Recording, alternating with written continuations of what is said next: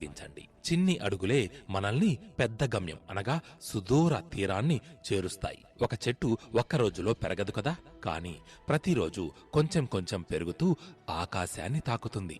మనం కూడా అంతే. ఒకేసారి శక్తికి మించి కష్టపడకుండా చిన్నగా పనిని మొదలుపెట్టి ఒక క్రమ పద్ధతిలో చేసుకుంటూ పోతే ఏదో ఒకనాటికి తప్పక మన లక్ష్యాన్ని సాధించగలుగుతాం. ఇక నంబర్ 2, అడ్డంకులను సవాళ్లుగా చూడండి. ఒక్కసారి లక్ష్య సాధనలో అడుగుపెట్టిన తరువాత ఎన్నో అడ్డంకులు, సమస్యలు మన ముందు నిలుస్తాయి.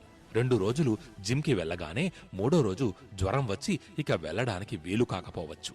ఈ నెల నుంచి డబ్బు పొదుపు చేద్దాం అని అనుకుంటూ ఉండగానే ఊహించని విధంగా కొత్త సమస్యలు మన ముందుకొచ్చి మరింత డబ్బు ధారాళంగా ఖర్చు చేయాల్సి రావచ్చు. జంక్ ఫుడ్ తినకూడదు అని దృఢ నిశ్చయంతో ఉండగా సడన్ గా అప్పుడే మన ఫ్రెండ్ ఆ రోజు తన బర్త్డే అంటూ వచ్చి మనకు ఎంతో ఇష్టమైన కూల్ కేక్ ని